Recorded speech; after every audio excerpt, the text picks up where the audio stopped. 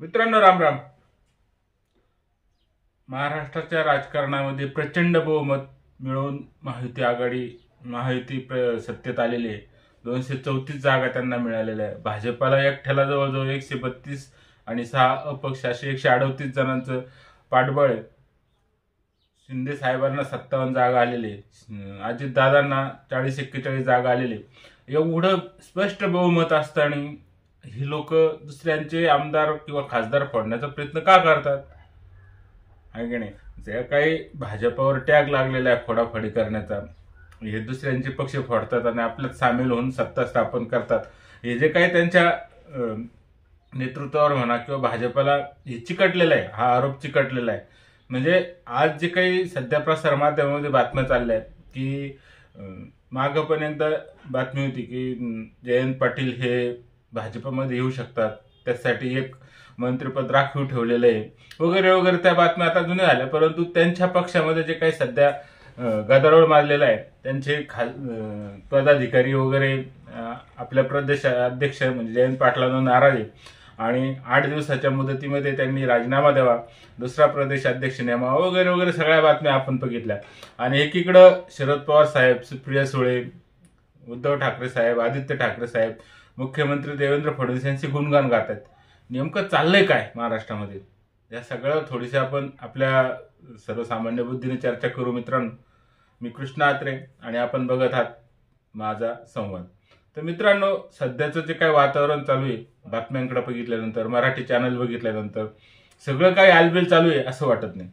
जरी महायुतीला प्रचंड बहुमत मिळालेले आहे आणि अनेक विश्लेषकांच्या मते हे राक्षसी बहुमत आहे, तरी सुद्धा त्या इतर पक्षांना फोडण्याचा प्रयत्न का करतायत? ही एक माझ्यासारख्या सामान्य व्यक्तीला पडलेली शंका आहे. मित्रांनो, अशी शंका बऱ्याच जणांना पडली असेल की भाजपचं पोट अजून भरलेलं नाही का? का एवढं बहुमत मिळालं, अजून काय पाहिजे त्यांना? का विरोधी पक्ष संपून टाकायचा, विरोधी पक्षच नकोय त्यांना, असं एक चर्चा सर्वसामान्य जनतेमध्ये सध्या चाललेली आपण बघत असाल. मित्रांनो, नेमकं हे काय आहे? म्हणजे स्वतः सुप्रियाताई सुळे किंवा उद्धव ठाकरे साहेब, आदित्य ठाकरे साहेब हे फडणवीसचं वेळोवेळी त्यांचं अभिनंदन करताना, त्यांचे गुणगान गाताना ऐकतो. मग हे सगळं फक्त वरवर आहे का? की शरदचंद्रजी पवार गट जे काही त्यांच्यावर टॅग लागलेला आहे की ते सत्तेशिवाय राहू शकत नाही, कोणत्या परिस्थितीत त्यांना सत्ता हवी आहे, अनेक वर्षाचा कारभाराचं पोल खोलवू नये म्हणून कदाचित असं असेल. मग हे त्यांच्याकडूनच ह्या बातम्या पेरल्या जाते का? त्यांच्याच बातमीदारांकडून ह्या बातम्या पेरल्या जाते की आमच्या पक्षामध्ये चलबिचल चालू आहे आणि भाजप आमचा पक्ष फोडतोय? हे सगळ्यामध्ये काय आहे मित्रांनो? का असं वाटतं आपल्या मराठी चॅनलवाल्यांना? हिंदी चॅनलवाले पण बरेचसे म्हणतात की जे काही मुख्यमंत्री आपले पंतप्रधान नरेंद्र मोदी सध्या ते म्हणजे पूर्ण स्पष्ट बहुमत नाही त्यांना, 240च जागा खासदार त्यांचे निवडून आलेले आणि त्यांची सत्ता ही डळमळते. आपले संजय राऊत ते कायम सांगतात की ते 5 वर्ष ही टर्म पूर्ण करू शकणार नाही. त्याला कारण पण आहे मित्रांनो. ते काय आंध्र प्रदेशचे मुख्यमंत्री चंद्रबाबू नायडू आणि बिहारचे मुख्यमंत्री नितीश कुमार यांच्या सपोर्टाने ते सत्तेवर आलेले आणि हे दोन्ही नेते असे का ते 100% भरोसे ठेवणारे नाही. नितीश कुमार कधी पलटी मारतील, चंद्रबाबू नायडू कधी काय हे होतील, बाजूला जातील, सांगता येत नाही. म्हणून कदाचित या सगळ्या बातम्या पेरल्या जातात.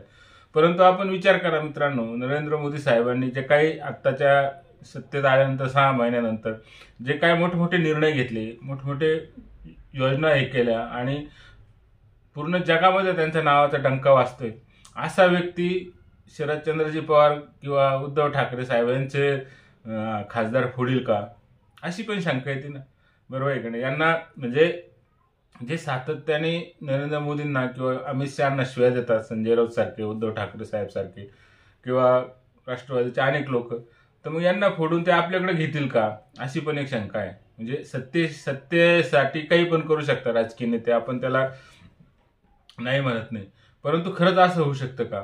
आणि दुसरी गोष्ट म्हणजे शरदचंद्रजी पवार साहेब अजितदादांच्या मार्फत नरेंद्र मोदीकडे जातील का किंवा अमित शहाकडे जातील का? पवार साहेबांचा एवढा मोठा हे नाही का होल्ड, आपण जे म्हणून पॉवर, का ते स्वतः नरेंद्र मोदींना भेटतील किंवा अमित शहाना भेटतील? तर असं नाही मित्रांनो. शरदचंद्रजी पवार साहेबांना ह्या सगळ्या शिड्याची किंवा सगळ्या टेकूची गरज नाही. ते स्वतः निर्णय घेऊ शकतात, स्वतः तिथे जाऊ शकतात आणि त्यांनी जर ठरवलं तर त्यांचे खासदार तिकडं जाऊ पण शकतात. पण तरी सुद्धा ह्या बातम्या का पेरल्या जातात की प्रसारमाध्यमामधून भाजपाविरुद्ध जनतेचं मन अजून पण कुलुषित करायचं आहे का? यांना सत्तेशिवाय करमत नाही, दुसऱ्याचे पक्ष फोडून सत्तेत येतात, असे जे काही सध्या धारणा प्रसारमाध्यमे प्रसारित करतात त्याच्यावर शिक्कामोर्तब करण्यासाठी ह्या बातम्या पेरल्या जातात काय, अशा अनेक शंका आहेत. आणि मित्रांनो, आजच्या स्थितीमध्ये नितीश कुमार साहेबांनी तर अनेक वेळा सांगितलं की इथून पुढे मी बदलणार नाही, परंतु तरी त्यांना पलटूराम म्हणतात आणि त्यांच्यावर विश्वास ठेवायला कोणताही विश्लेषक म्हणा किंवा राजकीय नेता तयार नाही. तसं चंद्रबाबू नायडू सुद्धा अनेक धक्के टुमके खाऊन परत एनडीएमध्ये आलेले, त्यामुळे ते पण जाऊ शकतील असं वाटत नाही. तरी सुद्धा ह्या बातम्या का पेरल्या जातात तो मोठा प्रश्न आहे मित्रांनो, आहे की नाही? विचार करण्याचा प्रश्न आहे हा की हे लोक असे का सांगतात. राष्ट्रवादी काँग्रेस त्यांचा पक्ष वाचवण्यासाठी, म्हणजे शरदचंद्रजी गट यांच्याबद्दल मी बोलतोय, त्यांचा गट फुटून अजितदादांकडे जाऊ नये असं वाटतं का? या सगळ्या बातम्या रोखण्यासाठी हे केलं जातं का? जे काही उद्धव ठाकरेंचे 20 आमदार निवडून आलेले त्यांच्यात चलबिचल चालू आहे का? अशा अनेक शंका कुशंका सध्या महाराष्ट्राच्या राजकारणामध्ये होऊ घातलेल्या आहे. या सगळ्यामधून होणार काय? खरंच राष्ट्रवादी काँग्रेस शरदचंद्रजी पवार गट फुटून अजितदादांकडे जाणार आहे की डायरेक्ट भाजपमध्ये विलीन होणार आहे? तसंच शिवसेनेचं पण आहे, उद्धव ठाकरेंच्या काय होणार आहे?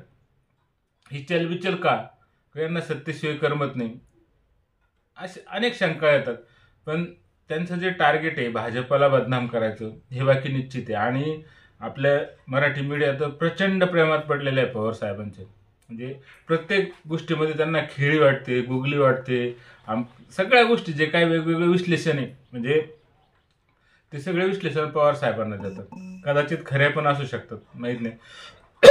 पण यामधून साध्य काय करायचं याचा अजून काही तपास लागत नाही मित्रांनो. जेवढं स्पष्ट बहुमत असताना सुद्धा यांची फोडाफाडी का करतात हे सामान्य जनतेला कळत नाही. विश्लेषकांना पण अजून शंका येत नाही. अनेक बातम्या येतात की पवार साहेबांनी उद्धव ठाकरे त्यांची काही इंडिया आघाडी सोडून एनडीएमध्ये येणार, भाजपाला साथ देणार वगैरे वगैरे बातम्या येतात. पण त्यात तथ्य वाटत नाही मित्रांनो. म्हणजे भाजपचे जे काही वरिष्ठ नेते ते एवढे काही दूध खोळे नाही.